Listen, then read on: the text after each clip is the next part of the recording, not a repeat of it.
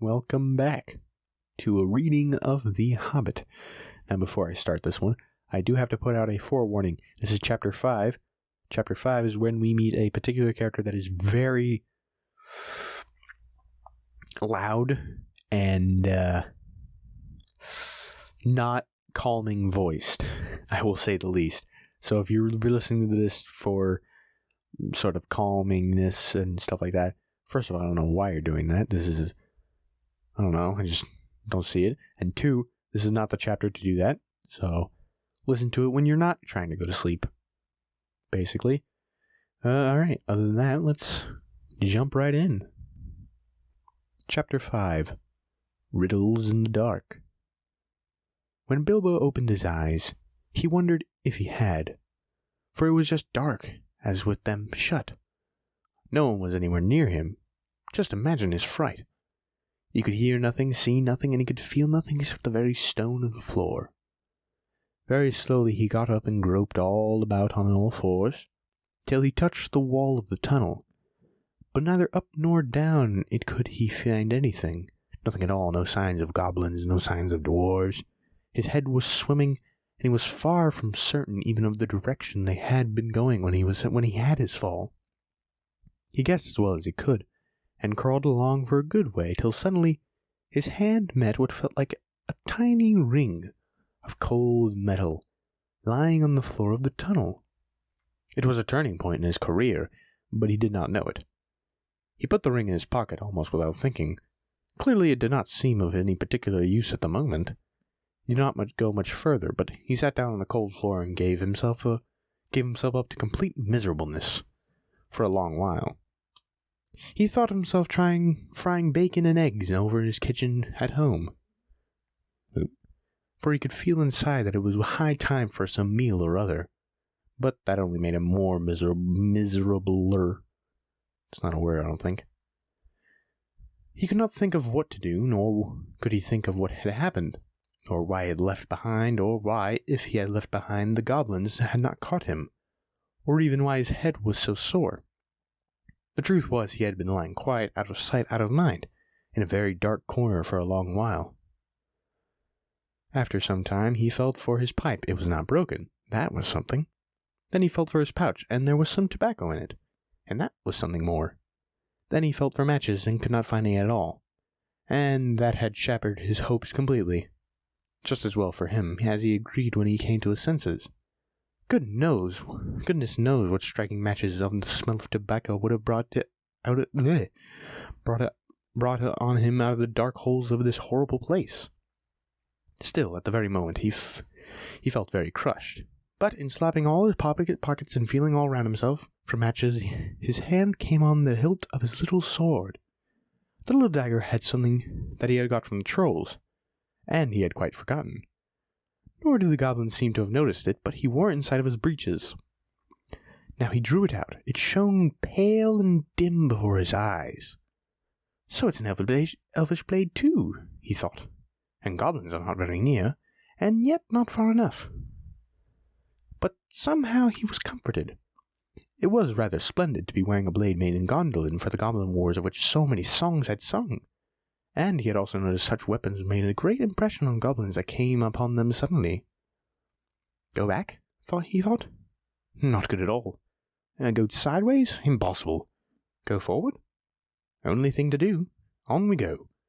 So up he got and trotted along with his little sword held in front of him, and one hand feeling the wall, and his heart all of a patter and a pitter.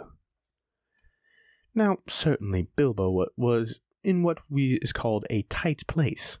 But you must remember, it was not quite so tight for him as it would have been for you or me. Hobbits are not like ordinary people, and after all, if their holes are nice chilling places and properly aired, quite different from the tunnels of goblins, still they are more used to tunneling than we are. And they do not easily lose their senses of direction on the ground, not when their heads have recovered from being bumped. Also, they can move very quietly and hide easily, and recover wonderfully from falls and bruises, and if they have a fund of wisdom and wise sayings that men have mostly never heard or forgotten long ago. I should not have liked to have been Mr. Baggins' place, all the same. The tunnels seemed to have no end.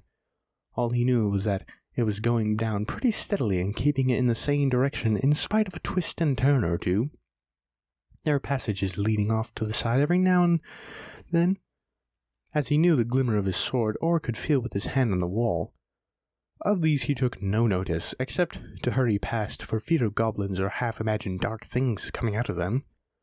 On and on he went, and down, and still he heard no sound of anything except the occasional whir of bat by his ears, which startled him first, till it became too frequent to bother about. I do not know how long he kept like this, hating to go on, not daring to stop, on, until he was tired and tired. It seemed like all the way to tomorrow and over to the days beyond. Suddenly, without any warning, he trotted into a splash of water. Ugh, it was icy cold. That pulled him up sharp and sharp. He did not know whether it was a pool in a path, or the edge of an underground stream that he'd crossed in the passage, or the brink of a deep, dark subterranean lake. The sword was hardly shining at all. He stopped, and he could hear, and when he listened hard, drops dripping from an unseen roof into the water below, but there seemed to be no sort of sound. So it is a pool or lake, and not an underground river, he thought. Still, he did not dare to wade out in the darkness. He could not swim, and he thought too of nasty slimy things with big bulging blind eyes wriggling in the water. There are strange things living in the pools and lakes in the hearts of mountains. Fish whose fathers swam in, goodness knows only how many years ago, and never swam out again. While their eyes grew bigger and bigger and bigger from trying to see in the blackness, also there are other more slimy than fish. Even in the tunnels and caves and the goblins have made up for themselves, there are other things living in the unbeknown to them that have sneaked from the outside to lie upon the dark. Some of these caves too go back in the beginnings to ages before the goblins, who only widened them and joining them up with the passages. And the original owners are still there in the old corners, slinking and nosing about. Deep down here, by the dark water, lived an old golem, a small slimy creature. I don't know where he came from, nor do I know what he was. He was Gollum, as dark as darkness, except for two big round pale eyes in his thin face. He had a little boat, and he rowed quite quietly on the lake. For a lake it was, wide and deep, and deadly cold. He paddled it with his large feet dangling over the side, but never a ripple did he make. Not he. He was looking out of his pale, lamp-like eyes for blind fish, which he grabbed with his long fingers as quick as thinking. He liked meat, too. Goblin he thought good, when he could get it, but he took care they never found him out. He just throttled them from behind if they ever came down alone anywhere near the edge of the water, while he was prowling about. They very seldom did. They had a feeling something unpleasant was lurking down there, down at the very roots of the mountain. They had come on the lake when they were tunneling down long ago, and they found they could go no further. So their road ended in that direction, and there was no reason to go that way unless the great goblin sent them. Sometimes they took a fancy for fish from the lake, and sometimes neither goblin nor fish came back. Actually, Gollum lived on a slimy island of the rock in the middle of the lake. He was watching Bilbo from a distance with his pale eyes like telescopes.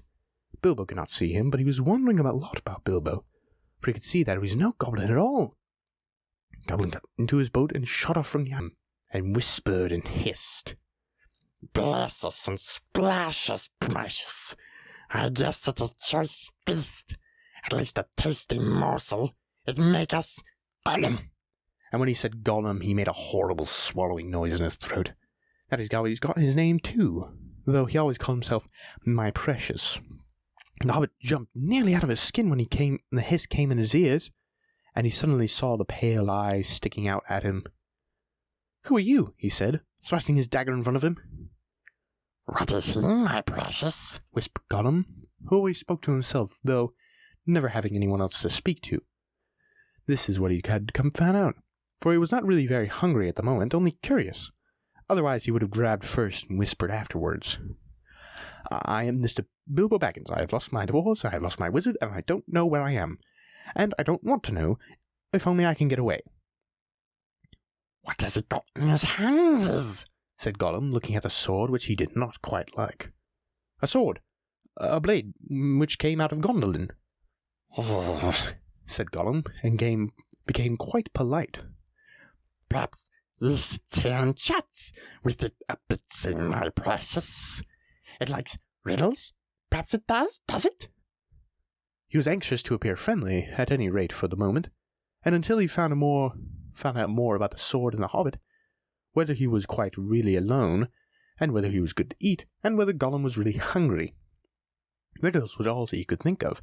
Asking them and sometimes guessing them had been only the game he had ever played with other funny creatures sitting in their holes long, long ago, for he lost all his friends and was driven away alone and crept down in the dark under the mountains. Very well, said Bilbo, who was anxious to agree, but he found out more about the creature, whether he was quite alone, whether he was fierce or hungry, and whether he was more of a friend of the goblins. You asked first, he said, because he had not had the time to think of a riddle. So Gollum hissed. What has roots, as nobody sees, is taller than trees. Up it goes, and yet never grows. Easy, said Bilbo. Mountain, I suppose. Does it guess easy? It must have a competition with us, my precious. If Precious asks, and it doesn't answer, we eats it, my precious.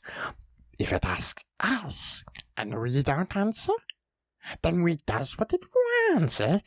We shows it the way out, yes? All right, said Bilbo, not daring to disagree, and nearly bursting his brain to think of riddles that could save him from being eaten. 30 white horses on a red hill. First they champ, then they stamp, then they stand still. That was all he could think of to ask. The idea of eating was rather, as the idea of eating was on his mind. It was a rather old one, too, and Gollum knew the answer as well as you do. Chestnuts, he hissed.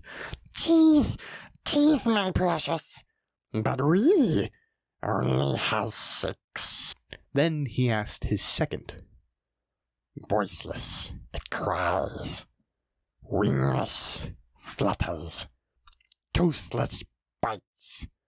Mouthless, mutters.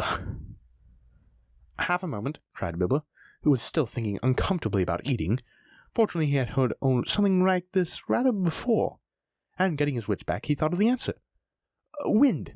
Wind, of course, he said, and he was so pleased that he came up with one on the spot. This puzzle was a little nasty underground. This'll puzzle the nasty little underground creature, he thought. An eye in a blue face saw an eye in a green face. That eye is like to this eye, said the first eye, but in a low place. Said Gollum.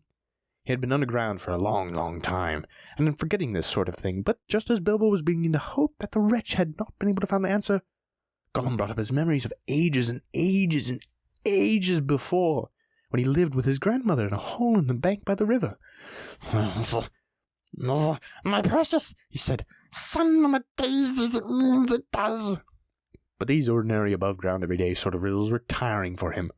Also, they reminded him of days where it had been less lonely and sneaky and nasty, and that put him out of temper. What is more, they made him hungry. So this time he tried something a bit more difficult and a bit more unpleasant. It cannot be seen, cannot be felt, cannot be heard, cannot be smelt. It lies behind stars and under hills, and in the holes it fills. It comes first and follows after, ends life, kills laughter. Unfortunately for Gollum, Bilbo had heard that sort of thing before, and all the answers were all round him anyway. Dark, he said, without even scratching his head or putting his thinking cap. A box without hinges, key or lid, yet golden treasure inside is hid. He asked to gain time until he could think of a really hard one. This he thought a dreadfully easy chestnut, though he had asked not in the usual words, but it proved nasty difficult for the poser Gollum. He hissed to himself, and he still did not answer. He whispered and sputtered. After some time, Bilbo became impatient. Well, what is it? He said. The answer's not a kettle boiling over, as you seem to think from the noises you are making. Give us a chance, brothers. Let's give us a chance, my precious. Well, said Bilbo, after giving him a long chance. What about your guess? But suddenly, Gollum remembered thieving from nests long ago and sitting under the riverbank, teaching his grandmother to suck. Eggs, he hissed. Eggs it is. Then he asked,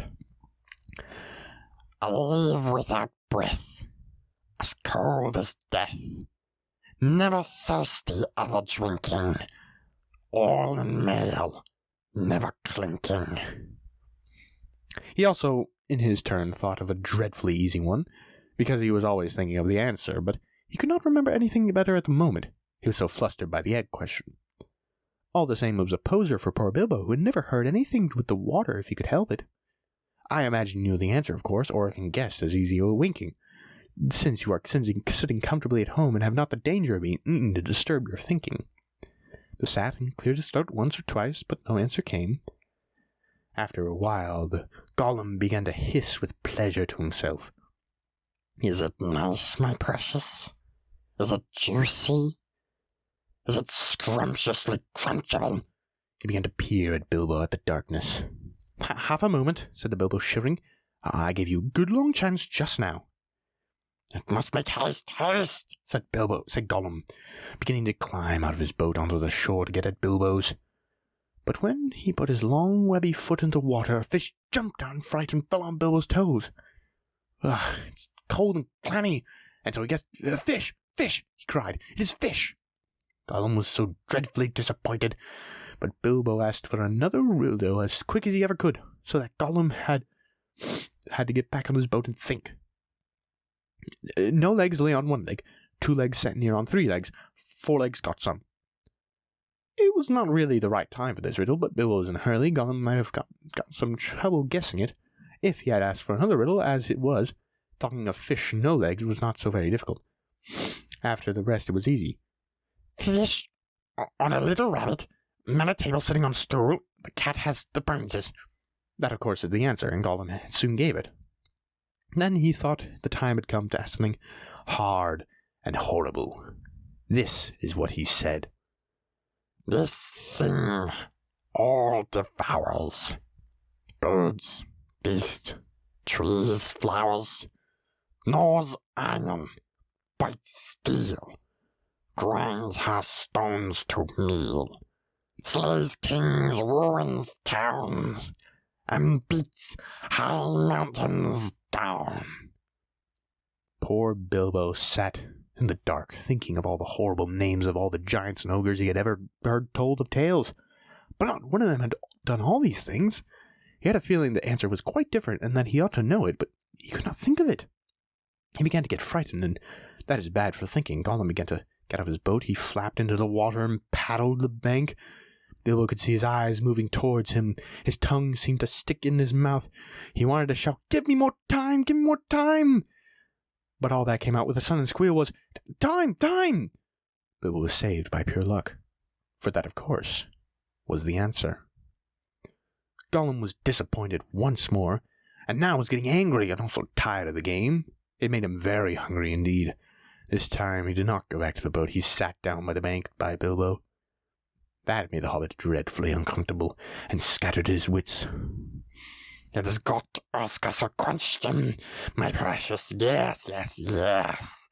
Just one more question to guess. Yes, said Gollum. But Bilbo simply could not think of any question with that nasty, wet, cold thing sitting next to him. And pawing and poking at him, he scratched himself, he pinched himself. Still, he could not think of anything. Ask us, said Gollum. Bilbo pinched himself and slapped himself. He gripped his little sword. He even felt his pocket with his own head. There he found the ring he had picked up on the passage and forgot about. What have I got in my pocket? He said aloud. He was talking to himself, but Gollum thought it was a riddle, and he was frightfully upset. Not fair! Not fair! He hissed. It isn't fair, my precious. Is it to ask us what's got in his nasty little pockets? Bilbo, seeing what had happened and having nothing better to ask, stuck to his question. What have I got in my pocket? He said louder. Hissed Gollum. It must give us 3 guesses, my precious. 3 guesses. Very well, guess away, said Bilbo. Hanses, said Gollum. Wrong, said Bilbo, who had luckily just taken out his hand. Guess again, said Gollum, more upset than ever. He thought of a lot of things to keep his own pockets. Fish bones, goblin's teeth, wet shells, a bit of bat wing, sharpstone to sharpen fangs on, and other nasty things. He tried to think of what other thing people keep in their pockets. Knife! Yeah, knife, he said at last. Wrong, said Bilbo, who had lost his thumb time ago. Last guess. Now Gollum was in such a worse state than Bilbo had asked him the eggs question. He hissed and spluttered and rocked himself backwards and forwards and slapped his feet on the floor and wiggled and squirmed, but he could not dare to waste his last guess. Come on, said Bilbo, I'm waiting. He said he tried to sound bold and cheerful, but he did not feel all sure how the game was going to end, whether Gollum guessed right or not. Time's up, he said. String! Or nothing, shrieked Gollum, which was not quite fair, working in 2 guesses at once. Both wrong, cried Bilbo, very much relieved. And he jumped at once to his feet, put his back to the nearest wall, and held out his little sword. He knew, of course, that the riddle game was sacred and of immense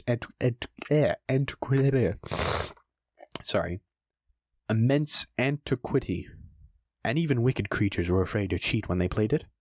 But he felt he could not trust this slimy thing to keep any promise at a pinch. Any excuse would do for him to slide out of it.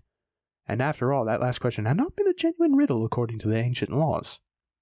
But at any rate, Gollum did not once attack him. You could see the sword in Bilbo's hand. He sat still, shivering and whispering. At last, Bilbo could wait no longer. Well, he said, what about your promise? I want to go. You must show me the way. Did we say so, precious? Show the nasty little baggins the way out, yes, yes. But what has it got in its pockets, eh? Not string, precious, but not nothing. Oh no, Gollum. Gollum! Never you mind, said Bilbo. A promise is a promise. Cross it is, impatient precious, hissed Gollum. But it must wait, yes, it must. We can't go up the tunnel so hasty. We must go and get some things first, yes, to help us. Well, hurry up, said Bilbo, relieved to think that Gollum was going away. He thought he was just making an excuse and did not mean to come back. What was Gollum talking about? What useful thing could he keep out on the dark lake? But he was wrong. Gollum did mean to come back. He was angry and now hungry. We call that hangry. And he was a miserable, wicked creature, and already had a plan. Not far away was his island, of which Bilbo knew nothing about, and in his hiding place he kept a few wretched ornaments, and one very beautiful thing. Very beautiful, very wonderful. He had a ring. A golden ring, a precious ring. My birthday present, he whispered to himself, as he often done in the endless dark days. That's what we want now. Yes, we want it. He wanted it because it was a ring of power, and if you slipped that ring on your finger, you would be invisible. Only in full sunlight could be seen, and only then by your shadow. And that would be shaky and faint. My birthday present. It came to me on my birthday, my precious. So he had always said to himself, but who knows how Gollum came by that present ages ago in the old days when such rings were still at large in the world. Perhaps even the master who ruled them could not have said. Gollum used to wear it at first, until it tired him. Then he kept it in a pouch next to his skin till it galled him, and now he usually hid it in a hole in the rock on the island and was always going back to look at it. And still sometimes he put it on when he could not bear to be parted from it any longer, or when he was very, very hungry and tired of fish. Then he would creep along the dark passages looking for stray goblins. He might even venture into places where the torches were lit and made his eyes blink and smart, for he would be safe. Oh yes, quite safe. No one would see him, no one would notice him till he had fingers on their throat. Only a few hours ago had he worn it and caught a small goblin imp. How it squeaked! He still had a bone left too to gnaw, but he wanted something softer. Quite safe, yes, he whispered to himself. It won't see us, will it, precious? No, it won't see us. Its nasty little soul will be useless, yes, quite. That is what it was in his wicked little mind as he slipped suddenly from Bilbo's side and flapped back to his boat and went off in the dark. Bilbo thought he had heard the last of him. Still, he waited for a while, for he had no idea how to find his way out alone. Suddenly he heard a screech. It sent a shiver down his back. Gollum was cursing and wailing away in the gloom, not very far off by the sound of it. He was on his island, scrambling here and there, searching and seeking in vain. Where is it? Where is it? Bilbo heard him crying. Lost it is my precious. Lost, lost. Curses and crushes, my precious is lost. What's the matter? Bilbo called. What have you lost? Mustn't ask us, shrieked Gollum. Not its business, no. Gollum, Gollum. It's lost. Gollum, Gollum, Gollum. Oh, so am I, cried Bilbo, and I want to get unlost, and I won the game, and you promised, so come along, come and let me out, and we'll go with your looking. Utterly miserable Gollum sounded, but could not find much pity in his heart, and he had feeling anything Gollum wanted so much could hardly be something good. Come along, he shouted. No, not yet, precious, Gollum answered. We must search for it as lost, Gollum. Sorry. As far as Bilbo knew, it was no particular reason why he should not tell.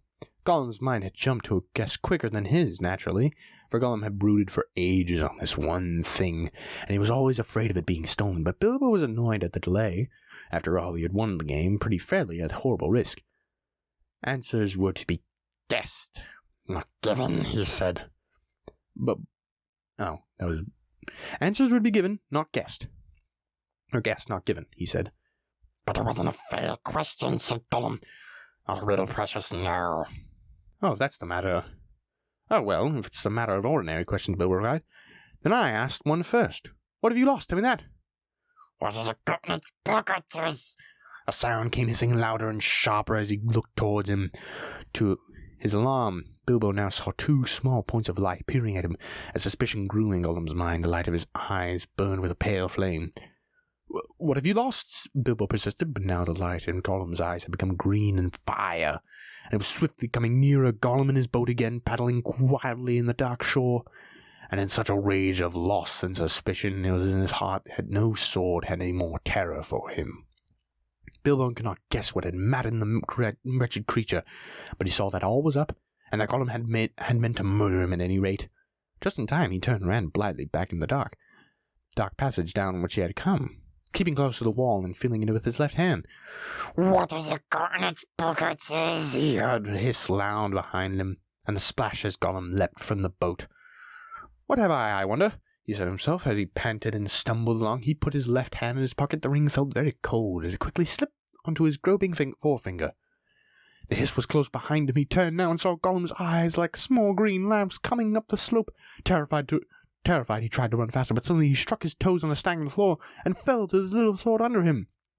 In a moment, Gollum was on him, but before Bilbo could do anything to recover his breath, pick up himself up, or wave his sword, Gollum passed by, taking no notice of him, cursing and whispering as he ran. What could it mean? Gollum could see in the dark, but Bilbo could see the light of his eyes palely shining from behind. Painfully he got up, he sheathed his sword, which was now glowing faintly again, and then very cautiously he followed. There seemed to be nothing else to do. It was no good crawling back down to the Gollum's waters. Perhaps if he followed him, Gollum might lead him the way to escape without needing to. Curse it, curse it, curse it, hissed Gollum. Curse the Baggins as it's gone. What has it got in my pockets? Oh, we guessed, my brothers. He found it. Yes, he must have. My birthday present. Bilbo pricked his ears up. He was at last beginning to guess himself. He hurried a little, getting as close as he dared behind Gollum, who was still going quickly, not looking back. But turning his head from side to side, Bilbo could see the faint glimmer on the walls. My birthday present, curse it. How do we lose it, my precious? Yes, that's it. We came this way, and we twisted that nasty young squeaker. That's it. Curse it slipped from us after these ages and ages. It's gone. Gollum. Suddenly Gollum sat down and began to weep, a whistling and gurgling sound so horrible to listen to. Bilbo halted and flattened himself against the tunnel wall. After a while, Gollum stopped weeping and began to talk. He began to have an argument with himself. It's no good going back there to search now. We doesn't remember all the places we visited, and it's no use. The Baggins has gotten its pockets. Nasty noses found it, he says. We guesses, precious, only guesses. We can't know till we find the nasty creature and squeezes it. But it doesn't know what the prison can do, does it? It'll just keep it in its pockets. It doesn't know, and it can't go far. It's lost itself, the nasty nosy thing. It doesn't know the way out. It said so. It said so, yes, but it's tricksy. It doesn't say what it means. It won't say what it's got in its pockets as it knows a way in. It must know a way out, yes. It's off to the back door. To the back door, that's it. The goblins will catch them then. It can't get out that way, precious. Gollum. Goblins is yes, but if they got the present, our precious present, then the goblins will get it. Yeah. Gollum. They'll find it. They'll find out what it does, and we shan't be able to sleep again, never. Gollum. One of the goblins will put it on, and then no one see him. Sorry. He'll be there, not seen, not ever. Our clever eyes will notice him, and it'll come creepsy and tricksy and catch us. Gollum. Then let's stop talking, precious, and make haste. If the buggins has got that way, we must go quick and sing. Go. Not far now, make haste. With a spring, Gollum got up and started shambling off at a great pace. Bilbo hurried after him, still cautiously, though. His chief fear was now tripping over another snag and falling with his nose. His head was in a swirl of hope and wonder. It seemed that the ring had a magic ring. It made you invisible. He had heard of such things, of course, in old tales, but it was hard to believe that he really had found one. By accident, still, where was Gollum's bright eyes passed by, only a yard to one side. On they went, Gollum flip-flapping ahead, cursing and hissing, Bilbo behind, going as softly as a hobbit can. Soon they came out to a place where, as Bilbo noticed on the way down, side passages opened this way and that way. Gollum began at once to count them. 1 left, yes, 2, 1 right, yes, 2 right, yes, 2 left, yes, and so on, water further and further behind, as he was getting afraid. Goblins might be about, and he had lost his ring. At least he stopped at a low opening on their left as they went up. 7 right, yes, 6 left, yes, he whispered. This is it. This is the way to the back door, yes. Here's the passage. He peered in and shrank back. But it doesn't go in, precious. No, it doesn't. Goblins is down there. Lots of goblins as we smell them. What shall we do? Crush them and crush them. We mustn't wait here, precious. Wait a bit and see. So they came to a dead stop. Gollum had brought Bilbo to the way out, after all. But Bilbo could not get in. There was Gollum sitting humped right open the opening. And his eyes gleamed cold in his head as they swayed from side to side between his knees. Bilbo crept away from the wall more quietly than a mouse, but Gollum stiffened at once and sniffed, and his eyes went green. He hissed softly but menacingly. He could not see the hobbit, but now he was on alert, and had other senses that the darkness had sharpened. Hearing and smell. He seemed to be crouched down right, with his flat hands splayed on the floor and his head thrust out, nose almost to the stone. There was only a black shadow of the gleam in his eye. Bilbo could see or feel that it was tense as a bowstring, gathered for a spring. Bilbo almost stopped breathing, and he went stiff himself. He was desperate. He must get away, out of this horrible darkness, while he had any strength left. He must fight. He must stab the foul thing, put its eyes out, kill it. It meant to kill him. No, not a fair fight. He was invisible now. Gollum had no sword. Gollum had not actually threatened to kill him, or tried to yet. And he was miserable, alone, lost. A sudden understanding, a pity, mixed with horror, welled up in Bilbo's heart. A glimpse of endless unmarked days without light or hope or betterment. A hard stone, cold fish, sneaking and whispering, all of these thoughts passed in the flesh of a second. He trembled. And then, quite suddenly, another flash, as if lifted by a new strength and resolve. He leaped. No great leap for a man, but for a leap in the dark. Straight over Gollum's head he jumped, 7 feet forward, 3 feet in the air. Indeed, he had known it. He only just missed cracking his skull in the low arch of the passage. Gollum threw himself backwards and grabbed the hobbit, flew over him, but too late. His hand snapped in the air, and Bilbo, falling fair on his sturdy feet, sped off down the new tunnel. He did not turn to see what Gollum was doing. There was only hissing and cursing almost at his heels first, then it stopped.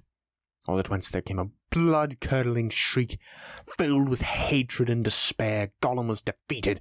He dared to go not further. He had lost his prey, lost the only thing he had ever cared for, his precious. The cry brought Bilbo's heart to his mouth, but still he held on. Now faint as an echo, but menacing, the voice came behind. Thief! Thief! Thief! Buttons! We hate it! We hate it! We hate it forever! Then there was a silence, but that too seemed menacing to Bilbo. If goblins are so near that he smelt them, he thought. Then I've heard the shrieking and cursing. Careful now, this way will lead you to worse things. The passage was low and roughly made. It was not too difficult for the hobbit to escape, except when, in spite of all care, he stumbled over his poor toes again, several times on massy, jagged stones in the floor. A bit low for goblins, at least for the big ones, thought Bilbo, not knowing that even the big ones, the oars of the mountains, go along a great speed of stooping low with their heads almost to the ground. Soon the passage had been sloping down and began to go up again, and after a while it climbed steeply. That slowed Bilbo down, but at the last slope stopped, the passage turned a corner and dipped down again, and there at the bottom of the short incline he saw, filtering round another corner, a glimpse of light. Not red light, or as a fire or lantern, but a pale outdoor sort of light. Then Bilbo began to run. Scuttling as fast as his leg could carry him, he turned the last corner and came suddenly right into an open space where the light, after all that time in the dark, seemed dazzlingly bright. Really, it was only a leak of sunshine through a doorway where a great door, stone door, was left standing open. Bilbo blinked, and then suddenly he saw goblins. Goblins in full armor with drawn swords, sitting there inside the door, watching with wide eyes, watching the passage that led to it. They were aroused, alert, ready for anything. They saw him sooner than they saw them. Yes, they saw him. Whether it was an accident or a last trick to hook up a new master, it was not on his finger. With yells of delight, the goblins rushed upon him. A pang of fear and loss, like an echo in goblin misery, smote Bilbo, and forgetting to even draw his sword, he struck his hands in his pocket, and there the ring was still in his left pocket, and it slipped on his finger. The goblins stopped short. They could not see a sign of him. He vanished. They yelled twice loud as before, but not so delightedly. "Where is he?" he cried. "Go back up the passage," some shouted. "This way," some yelled. "That way," others yelled. "Look for the door below," yelled the captain. Whistles blew, armor clashed, swords rattled, goblins cursed and swore, and ran hither and thither, and falling over one another and getting very angry. This was a terrible outcry to do, and disturbance. Bilbo was dreadfully frightened, but he had the sense to understand what was happening, and sneak behind a big barrel which held drink for the goblin gods, and so to get out of the way, and to avoid being bumped into, trampled to death, or caught by feel. "I must get to the door, I must get to the door," he kept on saying to himself, but it was a long time before he ventured to try. It was like a horrible game of blind man's bluff. The place was full of goblins running around. The poor little hobbit dodged this way and that way, and then was knocked over by a goblin who could not make out what he bumped into, scrambled away on all fours, slipped between the legs of the captain just in time to got up and ran for the door. It was still ajar, but the goblins had pushed it nearly to. Bilbo struggled, but he could not move. He tried to squeeze through the crack. He squeezed and squeezed, and he stuck. It was awful. His buttons had got wedged in the outdoor and toast post. You could see outside the open air, but there was a few steps running down the narrow valley between the mountains. The sun came out from behind, and clouds shone bright on the outside of the door, but he could not get through. Suddenly one of the goblins inside shouted, "There's a shadow by the door, something's outside!" Bilbo's heart jumped into his mouth. He gave a terrific squirm. The buttons burst off in all directions. He was through with a torn coat and a waistcoat, leaping down the steps like a goat while bewildered. Goblins were still picking up nice brass buttons on the doorstep. Of course, they soon came out down after him, hooting and howling, hunting among the trees, but they don't like the sun, and it made their legs wobble and their heads giddy. They could not find Bilbo with the ring on, slipping out in the shadow of the trees, running quick and quiet, and keeping out of the sun. So soon they went back to grumbling and cursing the guard at the door. Bilbo had escaped. The end of Chapter 5. Hope you enjoyed.